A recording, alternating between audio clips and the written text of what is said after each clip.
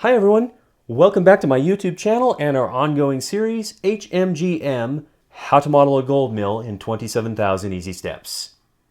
Today we're going to do the third part of our three-part mini-series on the Argo Gold Mill in Idaho Springs. In part 1, HMGM episode 8, we looked at the Argo Tunnel. In part 2, we looked at the mill, which was built very shortly afterward to provide a more cost-effective way of milling those ores locally so that they only had to pay to ship the concentrates to the smelter rather than the entire lot of rock. Today we're going to look at what happened in 1916 and following when the mill changed over to a flotation milling process. Flotation milling is pretty incredible. It completely revolutionized mining at the beginning of the 20th century, and today it is still used in a number of industries, including especially copper mining. So thank you for joining us. Come along for the ride. Last time on HMGM. Like many mills of its era, the Argo was built on a hillside in a stair-step fashion. The ore bin and initial slurry milling were normally placed on the highest level. At the Argo, that included the main ore bin and the stamp mills. Additional milling, sorting, and filtering stages were installed on successive lower levels. At the Argo, the subsequent stages variously included amalgamation trays, rake classifiers, various filters and thickeners to remove excess water, shaker tables, and from 1916 forward, flotation processing. Not all of these were used regularly, as the Argo's process flow was changed multiple times during its operation life.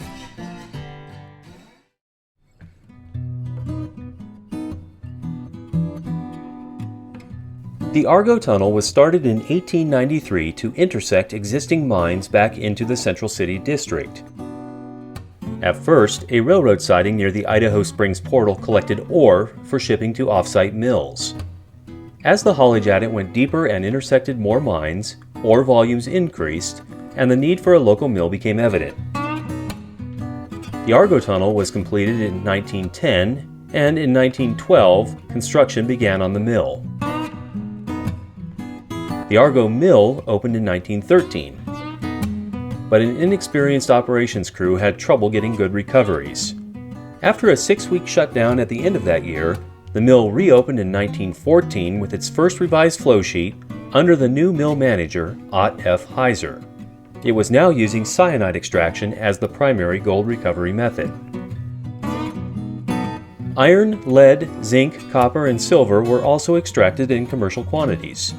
Concentrates recovered by the Argo would then be sent by rail to smelters for final processing, both in the Idaho Springs area at times and along the main railroad route extending along the Colorado Front Range. Since the mill was able to separate and discard the 95% or more of waste material from the ore before loading it onto the railroad, the profits for both the miners and the mill could be substantial if everything operated smoothly. A favorite shipping destination in these early days was the Argo Globe Plant smelter in Denver. Heiser provided a detailed description of his operation to the State Bureau of Mines, which was then published in their 1914 biennial review. As the Argo Mill was sourcing its ore from a wide range of ore bodies, Heiser noted that the process required frequent interventions. As the ore for the mill is secured from 10 or 12 different mines, none of which ship any given proportion of the daily tonnage, the character of the mill feed varies greatly from day to day. It is daily found that necessary changes and adjustments all through the plant are no sooner completed than new conditions have arisen that necessitate a different adjustment. In spite of that difficulty, the Argo was typically getting 90 to 95% recovery rates on gold. However, the mill had much more difficulty extracting silver. Since the Colorado mineral belt tended to be very rich in silver sulfides, much recoverable value was being lost in the mill's discharge.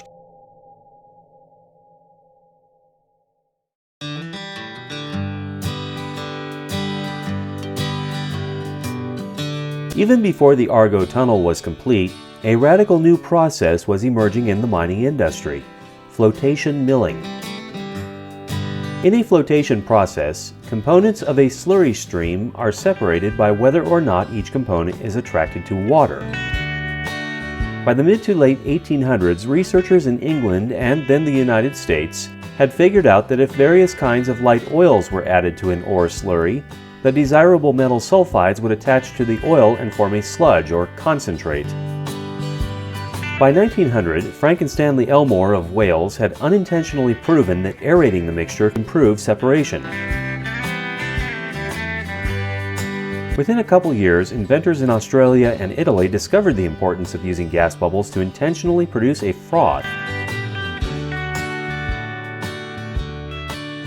The first two major attempts to commercialize the process in North America met with failure.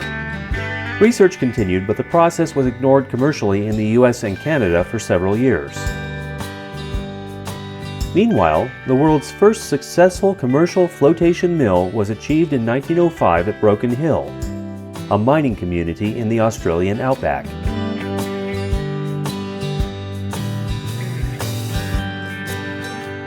Interestingly, one of the co-founders of a company called the Zinc Corporation, which rehabilitated the Broken Hill mines shortly before the flotation process was developed, was an American businessman named Herbert Hoover. He later became the 31st President of the United States. A London-based consortium formed as Minerals Separation Limited bought out numerous inventors and patents and set about perfecting a process that used aeration in combination with small, precise quantities of oils and acids as the reagents. An ex-mineral employee, James M. Hyde, brought the process to the United States to set up a mill in Butte, Montana. He was promptly sued for his trouble, but after that 1911 event, flotation began to make a rapid expansion throughout the mining centers of the western United States.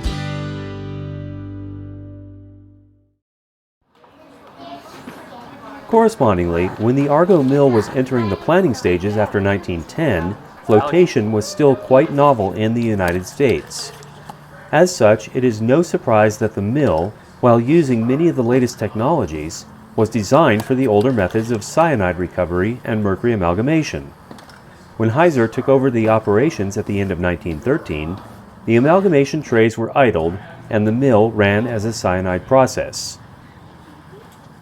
Operations under Heiser were supported by the mill's chief metallurgist, one Jackson A. Pierce.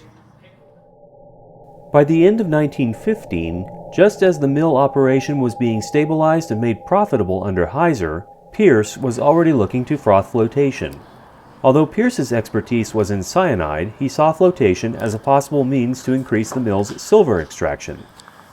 So, in early 1916, the mill acquired a 100-ton rated flotation machine. It then began running trial batches of ore through the process.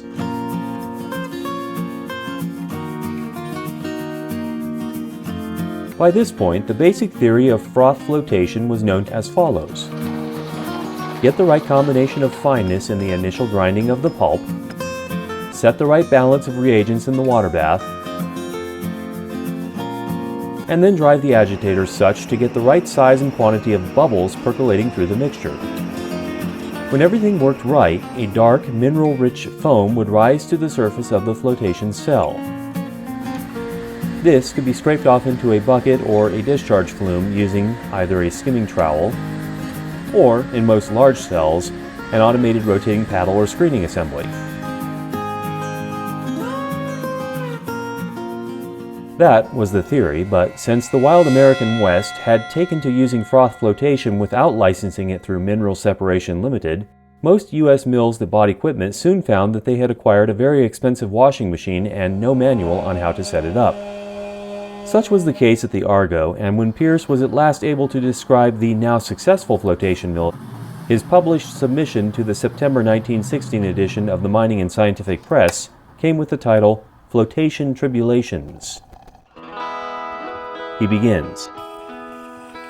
Idaho Springs lies within a heavily mineralized district covering the better part of 2 counties, Clear Creek and Gilpin, in Colorado.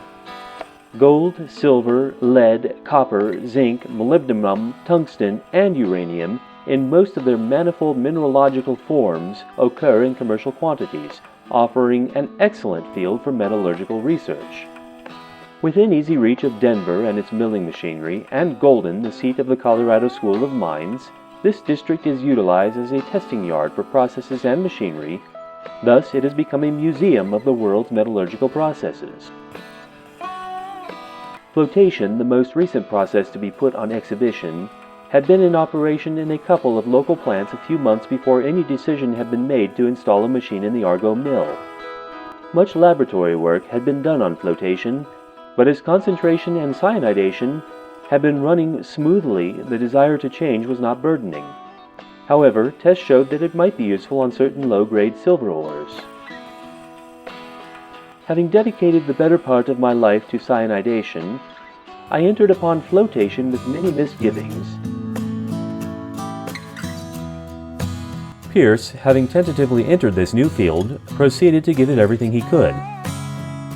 Initial work with a hand-built single-cell laboratory machine suggested that silver ores, which were yielding only about 60% recovery in the mill's ongoing processes, could be increased to 85 to 90% in a flotation process. And other metals already extracted by the Argo with higher recovery rates might achieve similar rates in flotation if the right conditions were found. But the subsequent installation of a 100-ton machine on the mill's main floor nearly made a fool of Pierce and his entire team.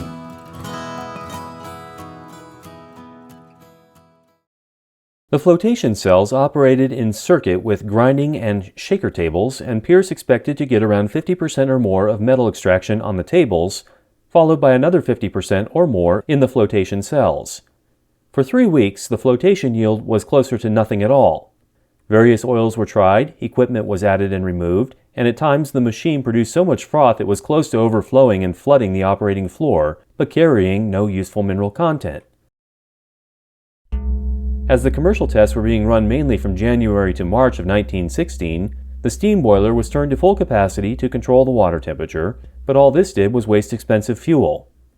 And after trying everything and digging through as much published research as he could find, Pierce concluded wryly that in flotation, quote, everybody had a gratifying success, and nobody has a gratifying theory, unquote.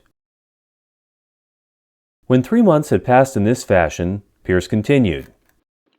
I had exhausted myself of ideas, likewise the entire mill crew and every visitor to the mill. I talked bubbles all day and dreamed bubbles all night. Exhausted of ideas, we drifted along for a few days, when to our great surprise and for no obvious reason, the froth so long sought appeared. A thin, heavily laded froth with a greenish-yellow cast of the pyrite. When the recovery increased to 92%, we felt more kindly toward flotation, even to the extent of trying it on ores that were being cyanided.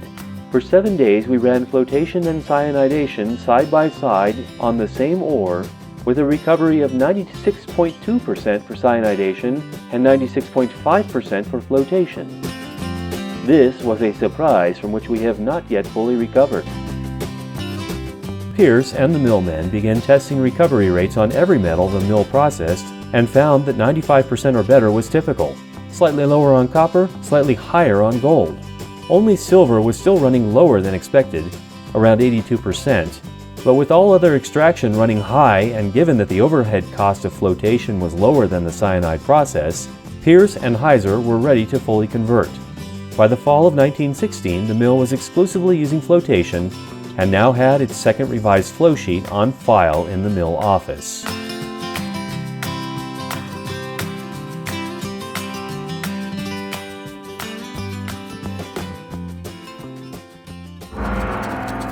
A common theme in the late 19th and early 20th century mining industries was instability. The commodities markets for processed minerals careened through boom and bust cycles, and the varying cost of inputs could be similarly troublesome to the business office. When profitable, mine and mill operations might be overhauled in just weeks if recovery rates justified it, as the Argo had demonstrated in 1916. When not profitable, they might be shut down indefinitely on short notice. Entire sites likewise tended to change ownership every few years. In response to these conditions, the labor force was equally transitory.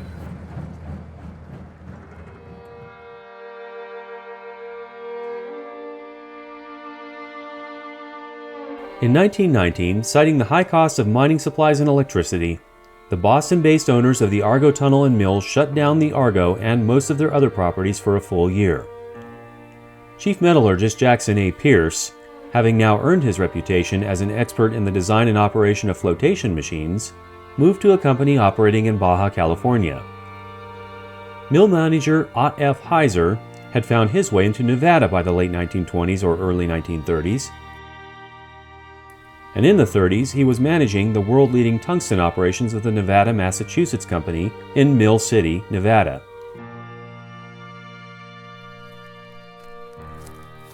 Thereafter, the Argo changed hands several times. After the Argo's 1919 closure, it was purchased in 1920 by the owners of the Gem Mine, who had found some particularly nice ore bodies in their claims and were stoping them out with a 40-man crew. Purchasing the Argo gave them free rein over the tunnel and mill operations and a corresponding reduction in overhead costs. The last known overhaul of the mill's flow sheet occurred under similar circumstances in 1928. One of the richest areas served by the Argo was Quartz Hill near Nevadaville. However, a confusing overlap of 40 or more active claims and 300-plus mines had left the legal rights of the owners tied up in court battles. By the mid-1920s, most operations around the hill had shut down pending the results. Into this fray came an Illinois dentist named William Mark Mucho. He heard that gold from the Central City area was an ideal color from dental fillings. He came to Colorado and deftly located and bought out the competing Quartz Hill claimants by March 1928. However, until Mucho could get his own tunnel and milling operations active in the Central City area, he needed a mill and had access to the Argo Tunnel. The Quartz Hill Holding Company correspondingly bought the Argo operations and renovated the mill in early 1928 for their own use, while continuing to perform contract milling for other parties. The renovation was described in a 1929 U.S. Bureau of Mines publication, and a detailed flowsheet can be reconstructed. Much existing equipment was repurposed, including the copper sheet amalgamation trays that had been idled for 15 years. Some new equipment was added, and other parts were reorganized, but two features are notable. One is the removal of the stamp mill. The principal grinding on the mill floor was now done by two large ball mills. The other feature is that the flotation machines were updated and were now licensed from Minerals Separation Limited. The English consortium, which Pierce and others had challenged in the 1910s with their own inventions, had twice won its case in the U.S. courts. First, in a December 1916 ruling from the U.S. Supreme Court, and then again in a round of lawsuits filed in the early 1920s. There was no further legal question on who owned the design of froth flotation. Boys, Emma's age, were coming to work at the mill with their dads. They were given a bucket of mercury. After the 1928 renovation, the Argo still operated on the basic concept Pierce had established in 1916, but now had an optional amalgamation milling path for some types of high-grade or free milling gold ores. And we feed the slurry over. It also had a secondary reroute path for iron concentrates, depending on whether the Golden Cycle mill at Colorado City was currently buying at a good price. If not, the Argo could temporarily store the iron slurry in a retention pond for later extraction. Some mill equipment was allocated for zinc, but since zinc was a low-value product, that hardware was initially idled, and it is unclear whether it was ever used, since the Fickle Mucho got his own Central City mill up and running in late 1929 and closed the Argo once again. A rebound of gold prices during the Great Depression of the 1930s permitted some gold operations to reopen. During this time, the Argo was purchased by Nevadaville mine owner George Collins. By 1940, however, the U.S. was openly supporting Britain and its World War II allies with food and materiel, and then entered on the side of the Allied forces in December 1941. In October 1942, the U.S. War Resources Board issued Order L-208, shutting down all non-essential mining operations including gold, to conserve explosives and manpower for the war effort. By January of 1943, the Argo was mostly stagnant and maintenance was increasingly deferred. With little else going on, Collins intensified his efforts to extend the Argo into the Kansas and Burroughs mine groups. A group of 4 lessee miners were sent about 20,000 feet into the tunnel to initiate drainage. Tragically, they miscalculated their work and critically weakened the flooded stope toward which they were excavating. They were still in the Argo tunnel, listening for the last charges of the day to finish detonating, when the flood broke through. All 4 were killed by a wall of water and debris.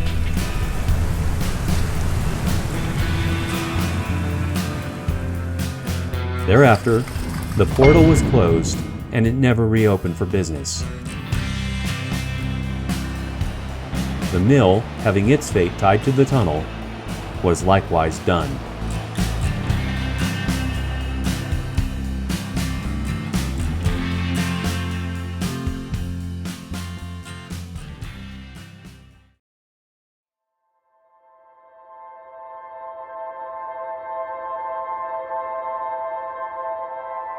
The Argo then fell to the same end as most U.S. gold and silver operations at the time.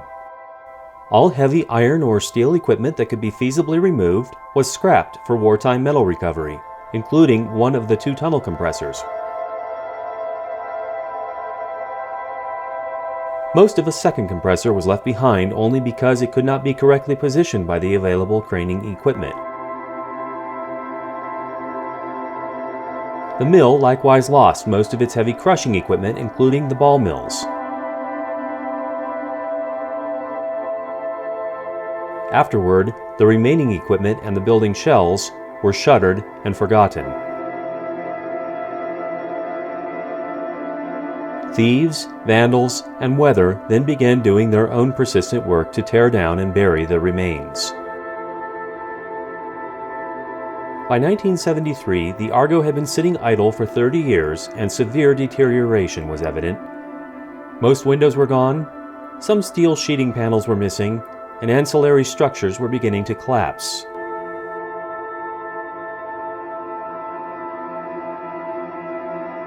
In 1976, a group of investors led by local businessman James Maxwell bought the Argo property to preserve it as a unique example of the Colorado and Idaho Springs mining legacy. They renovated the property into the Argo Mill Museum, opening for business in the late 1970s as a private tourist attraction. In 1977, it was placed on the United States National Historic Register.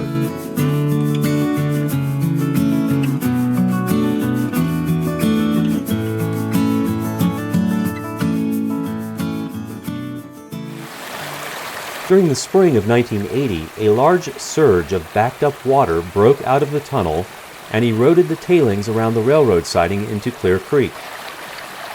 The river turned orange for many miles downstream, alarming the residents of Golden, Colorado, and the attendant Coors Brewing facility, both of which relied on the river as a primary water supply. By 1983, the EPA had listed the Argo as part of the Central City and Clear Creek Superfund site, making it eligible for federal remediation work. The EPA's declaration of the Superfund site captured a 400-mile drainage area around Clear Creek. The Argo's toxic tailings and its acid mine drainage of up to 700 gallons per minute into Clear Creek were now priorities for study and remediation work. The eventual solution was a new water treatment plant built on the land where the Argo rail siding was formerly located. The plant opened in 1998 to treat Argo discharge and also collects acid mine drainage from the Big Five, another tunnel works located farther west, along with drainage from Virginia Canyon, which is contaminated by countless mine works and tailings on a massive canyon and road that winds northward to Central City.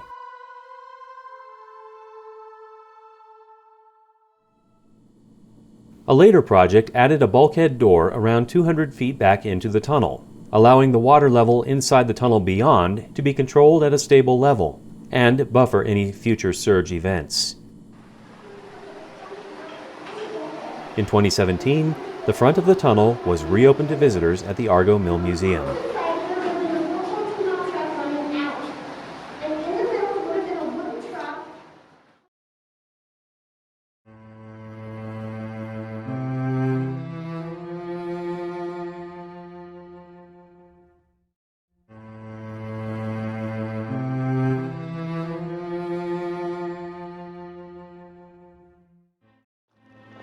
Numerous other sites around Colorado share the legacy of environmental contamination from some combination of mining, milling, and smelting.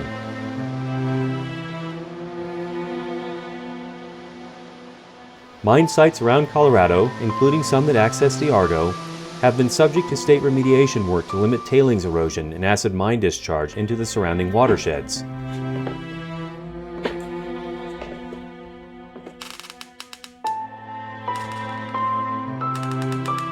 A circular plaque similar to a survey marker can be found at many of these sites, along with evidence of portal closures, water diversion projects, and the removal or stabilization of tailings and waste rock piles.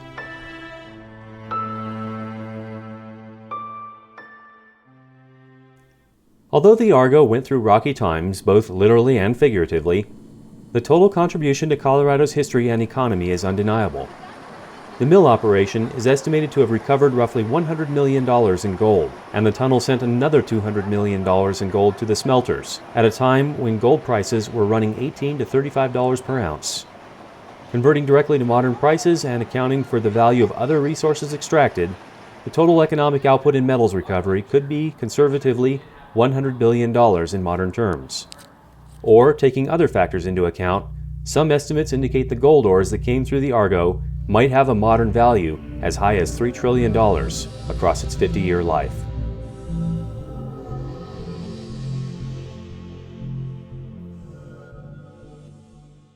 At the same time, the environmental legacy weighs against this accomplishment.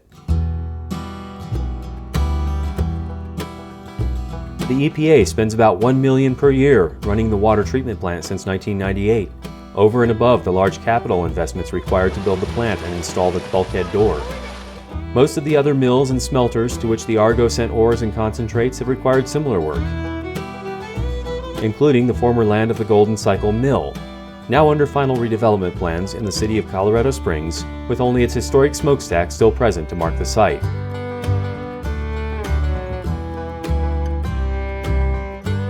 The Asarco Globe plant, one of the early smelting destinations for Argo Tunnel ores, continued operating in Denver, just northeast of the present-day interchange of Interstates 25 and 70. It was closed in 2006 under bankruptcy, and its remaining property was transferred to a remediation trust in 2009. Much of the surrounding Globeville neighborhood was subject to years of remediation work, both before and after the smelter closed, and is undergoing redevelopment as part of a long-range plan announced by the City of Denver in 2014. Today, the actual site of the smelter at 51st Avenue and Washington Street is completely rebuilt with commercial warehouse spaces.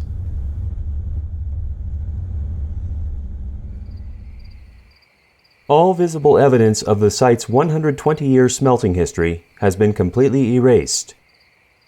There is nothing to indicate that 3 competing smelters once operated here, or that up to 2/5 of Colorado's metal-bearing ore concentrates were once being processed on this site.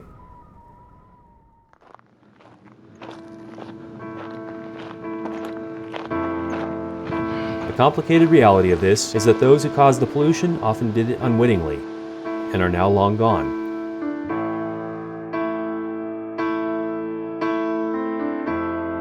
Meanwhile, those who pay for its costs today also benefit from the incredible wealth and economic development that mining brought to Colorado.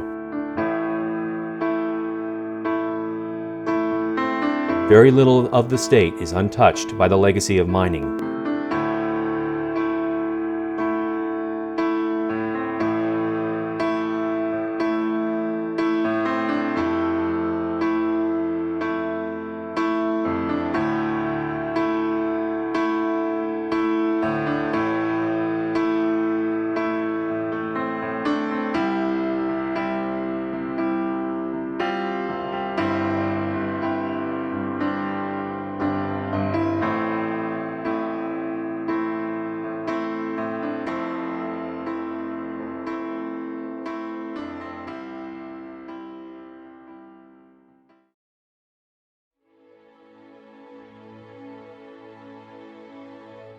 As for the Argo's future,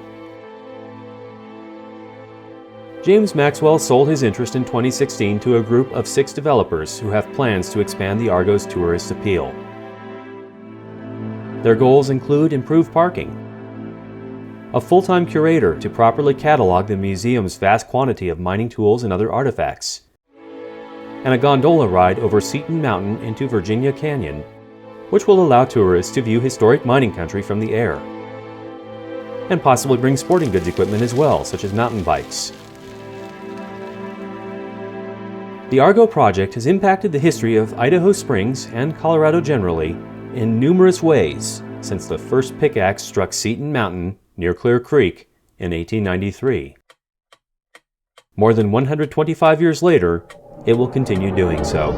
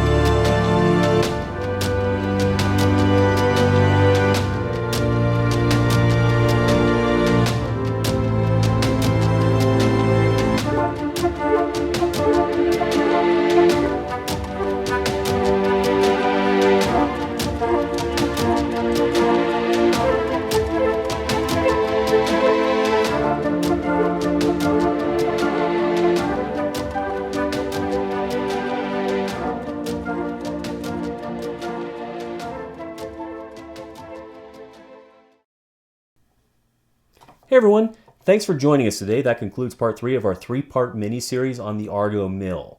We will be continuing our model building and technology exploration series of the Santiago Mill, so please stay with us. But hopefully what we've learned in this little mini-series will put the context on our model building exercise, particularly the aspect about flotation milling. Flotation milling was a revolutionary process when it came into being in the beginning of the 20th century. It is still used today in a number of industries, including, interestingly, removing the ink from recycled paper. So let's wrap up this series with another quick look into, you guessed it, the Bible. Today we talked a lot about water. Why? Well, mills, as we have seen, are very thirsty for water. In fact, most modern industrial processes rely on having an access to abundant water supplies. But of course, people need to live on water too, and that creates environmental conflicts. But here's a quick look. This was Jesus walking through the land of Samaria, and he stops to talk with a woman who was of a racial minority in the area, experienced discrimination, and had really hurt herself as well through a lot of lifestyle choices. As Jesus is sitting and talking with her, she says, the woman of Samaria said to him, this is John chapter 4, verse 9, the woman of Samaria said to him, how is it that you, being a Jew, ask a drink from me, a Samaritan woman? For Jews have no dealings with Samaritans. Jesus answered and said to her, if you knew the gift of God, and who it is who says to you, give me a drink, you would have asked him, and he would have given you living water. The woman said to him, sir, you have nothing to draw with, and this well is deep. Where then do you get that living water?